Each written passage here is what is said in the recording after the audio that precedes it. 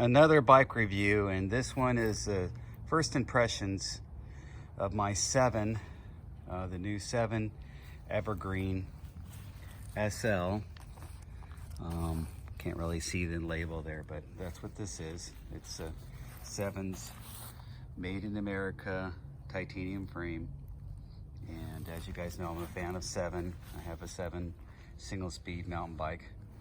Anyway, let me first tell you what I talked to Seven about when I built this up. I wanted something for long, mostly on road rides. I would say it's like a 80-20, even more.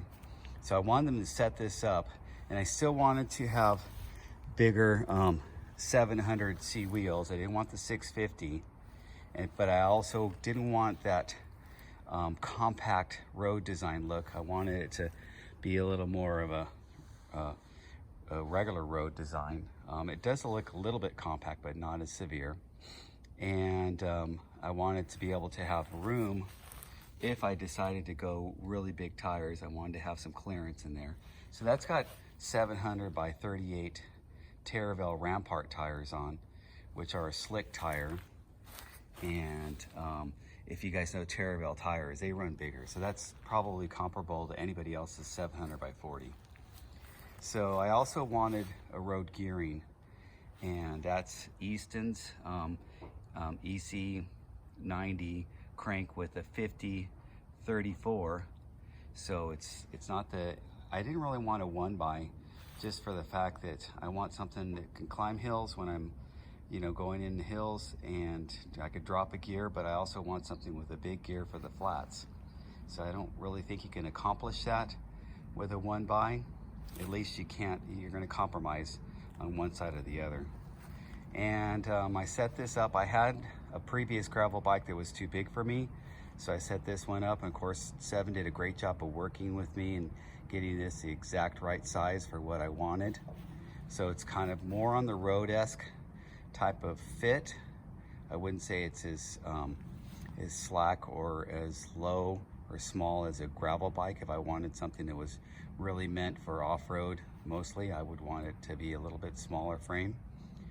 And so I set it up, got the Shimano group on it. That's the Shimano RX. I guess Shimano has a new gravel group now, but that was before. It's got the little thing on there to lock it in if you want to lock it in. Not even sure. I think it's over here. Yeah, you could shift it. You could shift this thing here to lock the derailleur and make it stiffer if you're off-road. I leave it on the unstiffed side. I set it up. That Stan's Crest rims, which are actually, mountain rims. They're cross-country racer rims, but nobody runs rims that narrow, not even cross-country race mountain bike racers. So they work out perfect for the wider gravel tires that you see today. I had to get a new hub because I like recycling my old parts, and hubs last forever. But I had to get a new hub because I had to go with a 12, so I could use ENVE's new gravel fork. And I like it. It actually has a little mount right here. I think that's a mount, I'm not sure, for a fender if you want to put a fender in there. But it's nice how it's internally routed, and it goes like that. I went ahead and went with the Hope flat mount brake calipers, and I had Hope calipers before, and the reason I switched to the blue ones for this bike is because I wanted to get flat mount to flat mount instead of do the adapter, because my other Hopes are post mount. So if you're going to go from a flat mount frame and a flat mount fork to post mount, you have to put an adapter in there. So if you just change the whole thing, which is an expensive way to go, you can just flat mount to flat mount it. And so it looks like it's a lot cleaner where it sets up here with the bike. It just looks cleaner.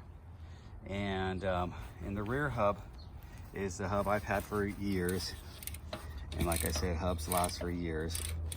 And so that's the Hadley. And what I like about Hadley's is it's a regular 72 points of engagement. It's a regular paw engagement hub. It's got a titanium free hub body that lasts forever.